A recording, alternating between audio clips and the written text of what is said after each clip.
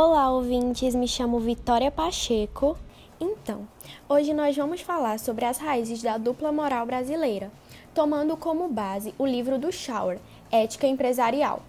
Para isso, estamos utilizando a quarta edição, que é uma edição de 2013. Neste capítulo, ele divide esse tema, dupla moral brasileira, em subtemas. E nos dividimos para explicar um pouquinho para vocês, certo? Eu vou dar uma breve introdução, a qual ele nomeia de a hibridez moral brasileira. Tá? Ele fala nela sobre as duas morais que o Brasil adere, tendo em vista que em demais localidades, em demais países, as pessoas usam uma moral geral, diferente do nosso país, tá? Aqui a gente tem duas morais, que na realidade são denominadas de moral íntegra e moral do oportunismo. A moral íntegra diz respeito àquela que leva mais às boas condutas, às boas práticas, que favorecem o bem comum, não pensam na individualidade. Já a oportunista vai contra isso, vai ao oposto disso. Nela, ele se refere a levar vantagem em tudo. Aquele famoso jeitinho brasileiro, entre aspas, né, que as pessoas arrumam de passar perna, de por vezes tentar se favorecer apenas a si, esquecendo dos arredores. Então, gente, dando seguimento a essa breve introdução, eu vou proferir aqui uma parte do texto dele, certo? Uma parte desse capítulo. Abre aspas. O oportunismo funciona como moral oficiosa, calçada no espírito do jogo de soma zero, cujo cerne reside na ideia de levar vantagem em tudo. De fato, a esperteza é louvada e se traduz em jeitinhos, ações entre amigos, sonegação de impostos, uso e abuso de propinas, quebra-galhos, descumprimento da lei e outras tantas malandragens que consistem em passar os outros para trás, fingir que não se vê, deixar para lá. Fecha aspas. Vale falar que as pessoas que buscam ser mais íntegras, que buscam seguir aquele modelo de moral mais íntegro, né, correto, diga-se de passagem, são taxadas como tolas e são diversos os termos pejorativos usados, certo? Quando na verdade eles só querem se opor àquele oportunismo, àquele jeitinho mais brasileiro, querem pensar no próximo, entende? Assim, pessoal, eu posso até estar repetindo muito a expressão jeitinho brasileiro, tá? Mas isso eu uso com base na colocação do próprio Schauer, onde ele diz que quase 50% da população latino-americana não segue apenas uma moral, tá? Elas revezam entre uma integridade e um oportunismo. Ou seja, até aquela pessoa que segue uma boa conduta, que está ali tentando ser melhor, melhorar constantemente, enfim, ela por vez ou outra ali acaba cometendo um deslize. Por isso que eu estou denominando assim, tá? Que fique bem claro. Então, para dar continuidade às demais explicações, vale ressaltar que o oportunismo é caracterizado por atos que vão desde o ilícito tolerável até a corrupção menor. E é importante falar, que as corrupções maiores e as práticas criminosas não entram nesse grupo. Mais uma vez, eu enfatizo que tudo isso é com base em Schauer, certo? Bom, eu me chamo Luiz e precisamos entender como chegamos a essa dupla moral brasileira. E para isso, precisamos voltar e entender a moral protestante e a influência católica. A moral protestante sempre exaltou o trabalho como fonte de acumulação de riquezas e como sinal de eleição por Deus, enquanto a influência católica não permitiu que se atribuísse legitimidade à riqueza, por conta do encanto que todos tinham pelo enriquecimento fácil. Tanto é que ao longo da história brasileira, os ricos sempre foram demonizados. Enquanto a moral protestante validou o sucesso de uma minoria de ricos, fazendo da riqueza um indício de salvação e condenou a pobreza como um sinal de danação, a moral católica sempre associou a pobreza ao estado de graça e colocou os valores humanos acima dos valores econômicos. E foi assim que por séculos essas duas doutrinas ficaram de birra, se confrontando a predestinação calvinista e o livre-arbítrio católico. A predestinação calvinista dizia que Deus predestinou alguns homens à vida eterna e condenou os outros à morte eterna, o que acabou segmentando os homens em dois polos: eleitos e danados, puros e pecadores, afortunados e desafortunados, vencedores e fracassados. Já para o livre-arbítrio católico, o destino dos homens depende de suas ações, porque eles dispõem de liberdade de escolher entre o bem e o mal, e, portanto, cada qual será julgado em funções de suas obras. Assim, esses contrapontos permitem apontar duas morais: uma moral de realização pessoal, elitista e excludente, de base protestante, e uma moral de salvação e solidária, de base católica. Com a secularização das morais econômicas que a ruptura racionalista do século XVIII causou, o debate entre a moral católica e a moral protestante se transferiu para ideologias econômicas, como, por exemplo, protecionismo e livrecambismo, intervencionalismo e liberalismo, ou, em síntese, entre dirigismo estatal e o liberalismo econômico. Mas por que o Brasil e outros países latinos lidam com essa duplicidade moral? Uma razão diz respeito à dissociação constrangedora entre o que dizem as escrituras católicas e as práticas clericais. Em termos doutrinários, o catolicismo sempre criticou o acúmulo de riquezas. Expressões consagradas como "os últimos serão os primeiros" e "é mais fácil um camelo passar pelo furo de uma agulha do que um rico adentrar no reino dos céus" indicam que a riqueza é falta de virtude ou pobreza é virtude. Essa compreensão se rebate à moral protestante, que não só legitimou o lucro e estimulou o juro, mas também conferiu nobreza à riqueza adquirida pelo trabalho. Como resultado, os descompassos entre falas e ações, pregações e práticas, discursos e trajetórias criaram constrangimentos inescapáveis na comunidade dos fiéis e geraram uma ambivalência ardilosa que se unificou no formalismo, na tolerância dos costumes e no exercício de uma moralidade casuísta conhecido por um ditado popular: faço o que eu digo, mas não faço o que eu faço. Boa noite, eu sou Viviane, meu grupo ficou com as raízes da dupla moral brasileira e eu vou falar um pouco sobre a colonização e exploração. Bom, sabe-se que existiu na Idade Moderna, dois tipos de sistemas coloniais: o de exploração e o de povoamento.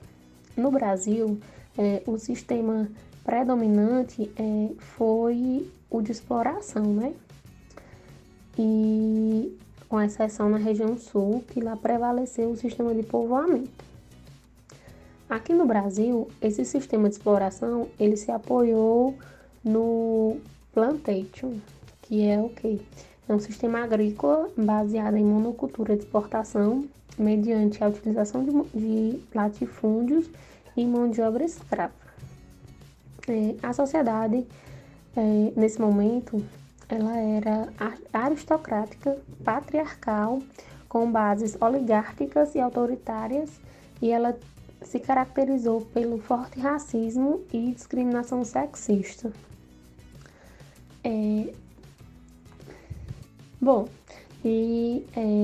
Eu vou citar também um exemplo do sistema de povoamento, Vou citar aqui o dos Estados Unidos. Lá também teve as duas formas de sistema colonial, mas no norte houve a de povoamento, Cuja configuração econômica apontava para uma pequena propriedade familiar. A produção era diversificada e voltada para o consumo interno e o trabalho era livre. Dessa forma, a sociedade ela se configurou diferente. Era uma sociedade mais aberta, uma sociedade mais tolerante, e nela floresceram organizações com vocação para a cooperação coletiva. Nas colônias de povoamento, as famílias levaram consigo, né, conhecimentos e tinham a finalidade de construir um novo lar nesse novo local que eles estavam indo, né? Porque vale lembrar que naquele tempo muitas famílias sofriam perseguição religiosa, muitas famílias sofriam perseguições políticas, e então elas buscaram esse refúgio, né? Ir para outro local tentar recomeçar uma vida. E lá o trabalho era manual, eles enalteciam os deveres e a responsabilidade de cada um e viam a prosperidade como a marca do Senhor. Já no sistema de exploração, né? Lá os que estavam ali, eles realmente estavam para explorar. Não trabalhavam com as próprias mãos, que era o sistema escravista, buscavam riqueza fácil, né, se apropriando de terras e minas e enalteciam os privilégios e acreditavam que eram destinados a prosperar. Bom, e foi assim, né, que os padrões culturais do sistema de exploração, eles acabaram servindo de base, né, como, por exemplo, ao velho patrimonialismo brasileiro, em que os setores privilegiados se apropriam privadamente de recursos públicos. Também ao dualismo social, que segmenta a população em gente distinta e gente simples, e que a gente pode falar até sobre aquela questão de gente com maior porte financeiro, gente, né, com poder aquisitivo maior, como se ela tivesse acima, à margem da lei, que ela nem sempre sofre as consequências, enquanto as pessoas simples, elas sempre estão sujeitas a isso, né? A gente tem muito esse tipo de... ainda hoje presente na nossa sociedade, né? Esse tipo de comportamento. Bom, e esses tipos de comportamento, né? Eles não são comportamentos corretos, não são éticos, né? E assim, são coisas que há muitos anos está presente na sociedade e até hoje, infelizmente, ainda está presente, né? Não é raro a gente ver esse tipo de situação, mas com o passar do tempo, ela está sendo desconstruída, né? Essa ideia, de pouquinho aos poucos, ela está sendo desconstruída. E o autor do livro que a gente se baseou, né? Ele fala que a exposição do Brasil à concorrência estrangeira e ao choque com padrões culturais internacionais é o que está fazendo essa reação, né? Essa crescente reação a essas tradições de negamento, de negação, e fazendo essa desconstrução desse tipo de comportamento. E aí, analisando o sistema de colonização e exploração, a gente observa que esse sistema ele teve grande contribuição para se constituir uma das bases históricas da dupla moral brasileira. Bom, agora eu vou falar sobre o amálgama entre a fé e o império, que aqui está no sentido de uma ligação, né, entre a fé e o império. Bom, é importante analisar a relação entre a fé e o governo no período do Brasil Império. Do batismo à morte, os atos cruciais da vida, eles eram intermediados pela igreja. Os religiosos, eles zelavam muito pelos bons costumes alheios, né? Mesmo que nem sempre eles praticassem.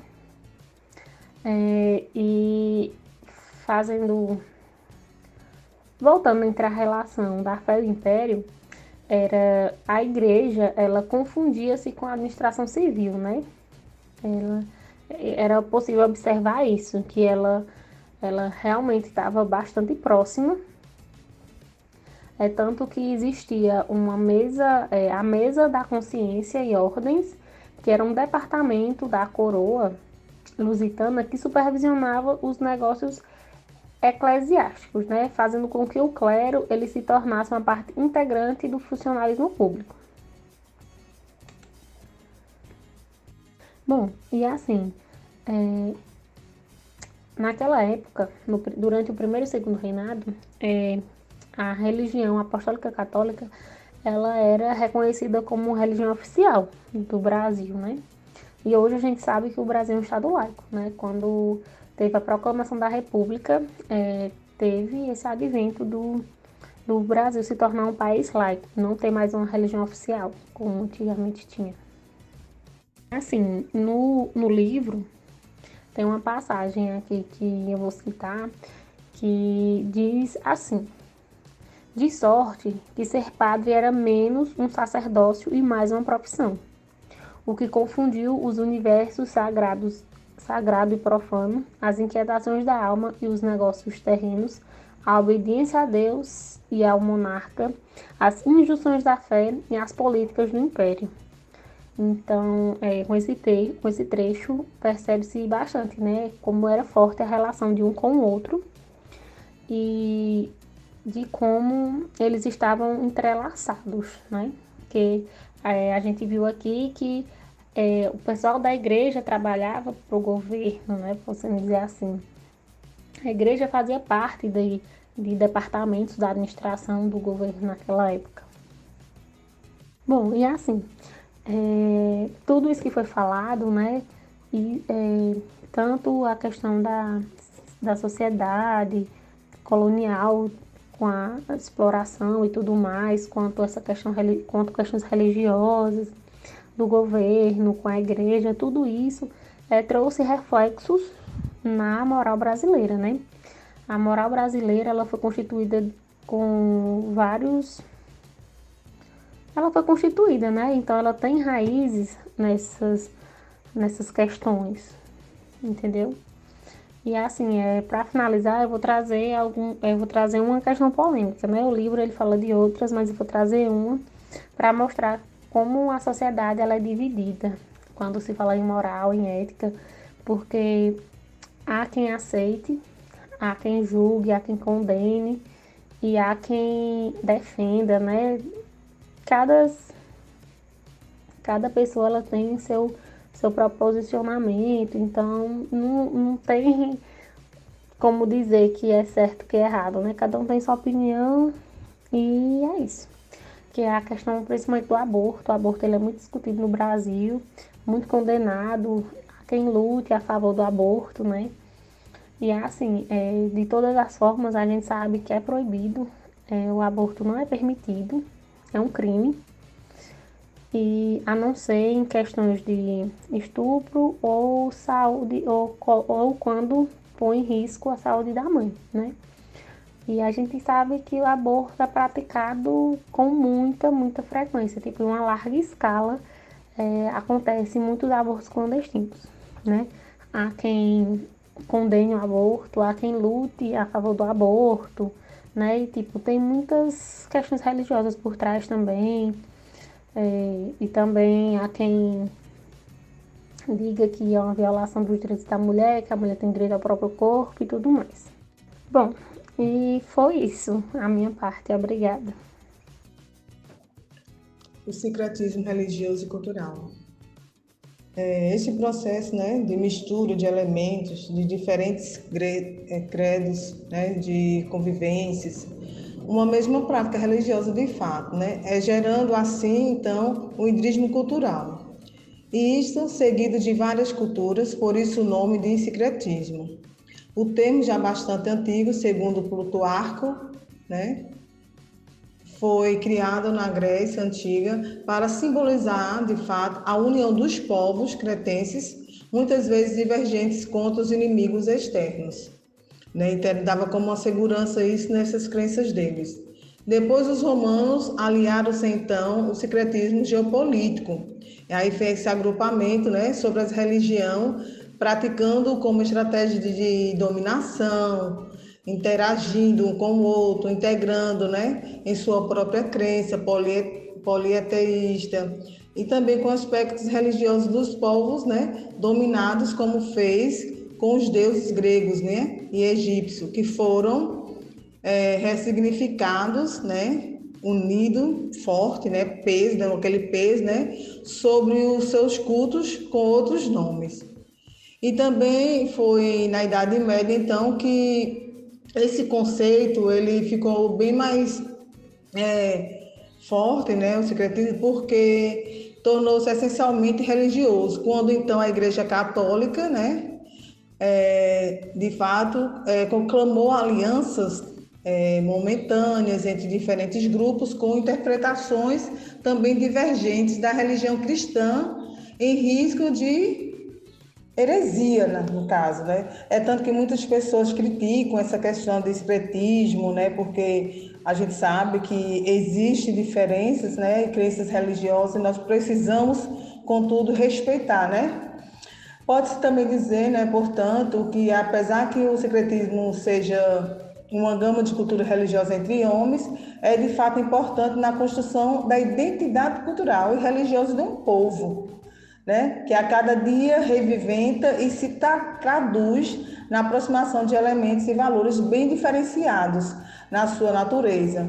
Esta identidade, porém, ainda continua sendo construída dia após dia, sempre que as respostas às questões mais íntimas de cada indivíduo são encontradas entre outras culturas, né? Então a gente sabe que isso sempre vai surgindo, porque cada momento a gente encontra até igrejas com nomes distintos, outras crenças religiosas de candomblé. Então há como é que chama? Esse globo todo, né, de mudanças, né, de crenças, de fé, né, religiosas. Em face do grande pluralismo religioso na atualidade, né, o secretismo, então, se apresenta como uma alternativa viável para solucionar isso. A justiça amorosa e o Estado fiscalista. Esse contexto da moralidade casuística prospera também no terreno de uma desesperança, de um desamparo, quando, porém, a justiça parece deixar de existir, né, diante de alguns recursos. E aí, os adiantamentos reiterados, dos custos proibitivos, das ações judiciais, dos expedientes, né, incompreensíveis, para quem não pertença ao ciclo do iniciado da confiança, né, no caso, os advogados, né, atualmente a gente tem essa concepção e nós entendemos que precisamos pagar o honorário de um advogado. Então, tudo isso é um contexto elevado, mas que é necessário pagar. Então, alguns pleitos existentes e leis, né, da justiça que liberam para algumas classes a questão de um advogado, né, que o réu ou a vítima não precisa gastar, né, com eles, né, com os honorários. E no Brasil, por exemplo, né, no Brasil contemporâneo, com seus prodígios de formalismo e com seu amplo leque de recursos proletários, o Código do Processo Civil, por exemplo, ele acabou perenizando, né, processos e adiando de tal modo as punições que muitos chegam a prescrever. Isso é relato, né? Isso aconteceu comigo, é uma prova, é um exemplo também, né, social, que há anos eu já venho abrir uma ação judicial mesmo pagando os honorários de um advogado, mas há sempre uma lentidão, uma complexidade para se resolver um caso na justiça, entendeu? E já está levando quase 2 anos. Todos esses processos nem sempre são resolvidos, né? E nem sempre é positivo, mesmo que o réu, a vítima, apresente e poste suas provas. E para isso ainda, agravar o quadro, é preciso lembrar as tradições fiscalistas, né, centralizadoras, que o Estado absolutista, né, lusitano e de seus sucessores por independência. No período colonial, por exemplo, né, eles conjugavam-se os interesses da coroa, eminentemente expoliativos, com os mandonismo local dos proprietários rurais, que só tinham os olhos para as riquezas próprias, né? Que eles pretendiam abocanhar, conquistar, não é isso? Então, isso eles levavam em conta nenhum sentido, né? Só a exploração e suas conquistas administrativas. Então, a administração colonial era venal, né? Discricionária, né? E descoordenava tudo na questão de burocracia e, acima de tudo, inepta. Ou seja, incapaz de decidir ou de resolver parâmetros administrativos para se obter lá na frente melhores respostas e democracia perante leis judiciais, né? Que é muito complexa. Hoje ainda nós temos muita complexidade em relação a áreas judiciais, né? Isso muito, muito mesmo. Mais tarde, nos períodos imperial então e republicano, alguns fatos acontecem até então hoje, os fundamentos do árbitro não sumiram, né? E aí, de fato, predominaram diversas variantes no estados autoritário, com intervalos também liberais após a Segunda Guerra Mundial. Então, todos esses fatores, as quais citados, né, sobre o tema, que é a justiça amorosa e o Estado fiscalista, eles são falhos até então, e é muito complexo. Muitas vezes, um caso que está na justiça há muito tempo, de algo que a gente vê que é errôneo, termina tendo mais resolução, mais objetivo e positividade do que algo que você vê que está claro e que está correto. Há sempre uma complexidade. Então, a moralidade ela é casuística, né? E prospera todo esse desespero e angústia diante de alguns fatos. Bom, para finalizar, vamos fazer uma recapitulação. Existe a moral de integridade e a moral de oportunismo. A moral de integridade é aquela que configura o comportamento considerado decente e virtuoso, enquanto a moral de oportunismo é aquele comportamento egoísta, que configura o dito esperto. É aquele famoso jeitinho brasileiro, como já dito por Vitória. E caso você diga que não tem conhecimento do jeitinho brasileiro, o que eu duvido muito, eu vou dar alguns exemplos, como sonegação de imposto, carteirinha falsa, colas em vestibulares, compra de CNH, os políticos corruptos, a pirataria, desrespeito aos outros, aquele famoso troco errado, pagando um cafezinho e a gatunete. E caso você queira práticas empresariais que caracterizam a moral de oportunismo, eu vou citar alguns exemplos. Porque se eu for falar todas essas práticas, esse podcast vai durar 3 dias. Então aí vai. Caixa 2, subornos de fiscais, sonegação fiscal, compra ou venda de produtos sem nota fiscal, formação de cartéis, superfaturamentos, exploração do trabalho infantil, contratação de funcionários sem carteira assinada, assédio moral e assédio sexual, danos ao meio ambiente e vários outros exemplos. Bom, e quais são os efeitos dessa dupla moral? Então, muitos são moldados por uma moral casuísta, que vivem oscilando entre a moral de integridade e a moral do oportunismo. São pessoas que ficam horrorizadas com as grandes falcatruas dos políticos, mas não perdem a oportunidade de dar um jeitinho de se dar bem. Basta que os interesses próprios sejam ameaçados para que deixe de cumprir com as promessas e acordos. Não se seguem as regras.